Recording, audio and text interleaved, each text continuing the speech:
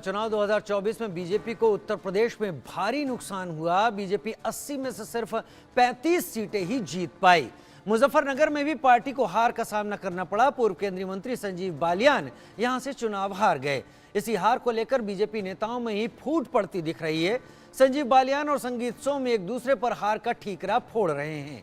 संजीव बालियान के आरोपों पर पलटवार करते हुए संगीत सोम ने क्या कुछ कहा, सुनते हैं। करने के लिए हमारे साथ संगीत सोम। सर, आपका इंडिया न्यूज़ में स्वागत है। धन्यवाद आपका। धन्यवाद सर, सारी जो हाल का जो ठीकरा है वो आपके सर फोड़ा है। अब मेरी जिम्मेदारी तो देखिए, मैं भारतीय जनता पार्टी का समर्थित और समर्पित कार्य करता हूँ। मेरी जिम्मेदारी पार्टी ने सरधना पे लगाई थी। सरधना पार्टी नहीं हारी है। पार्टी हारी है बुढ़ाना पे, जो संजीव बालियान जी की घर की सीट है। पार्टी हारी है चरथावल पे, जहां उनका गांव पड़ता है।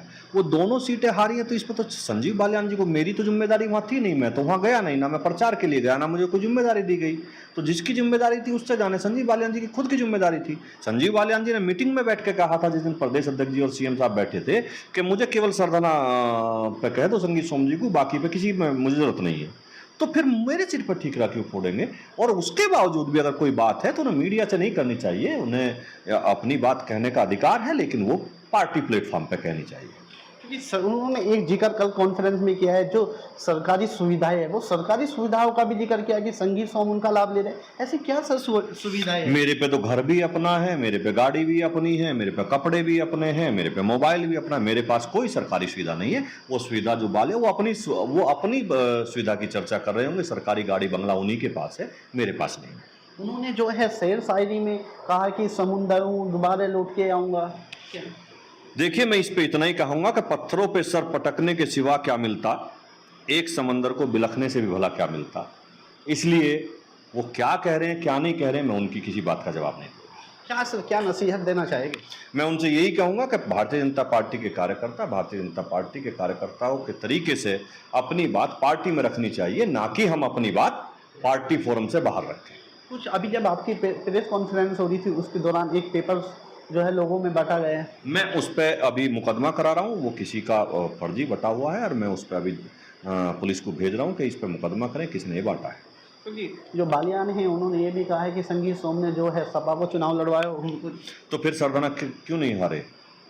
मैं भारतीय जनता पार्टी का कार्यकर्ता हूँ और मैं संजीव बालियान जी का कार्यकर्ता नहीं हूँ। मैं भारतीय जनता पार्टी का कार्यकर्ता हूँ। मेरी जवाबदेही भारतीय जनता पार्टी के प्रति है। बिल्कुल, ये तो संगीत सोम, इनका साफ तौर पर कहना है कि अगर मैं चुनाव हराता तो उन्हें सरधना से भी हारना होता। मेरठ से इंडिया न्यूज़ के लिए पंकज गुप्ता। संजीव बालियान के बयान पर संगीत सोम खासे नाराज दिखे और आपको संजीव बालियान का वो बयान भी सुनवा देते हैं जिसमें उन्होंने संगीत सोम पर गंभीर आरोप लगाए थे। साथ ही शायराना अंदाज में तंज भी कसा था।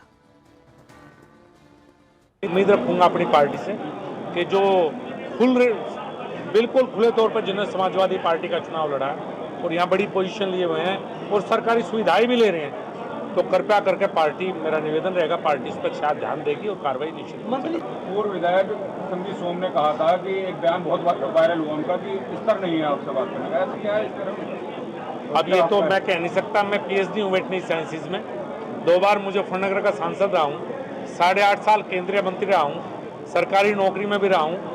कृपया करके स्तर तो मुझे शिक्षा से होता है, उससे होता है, उनका शिक्षा का पूछा है, स्तर आप ही जोड़ लें किसका स्तर कहाँ है।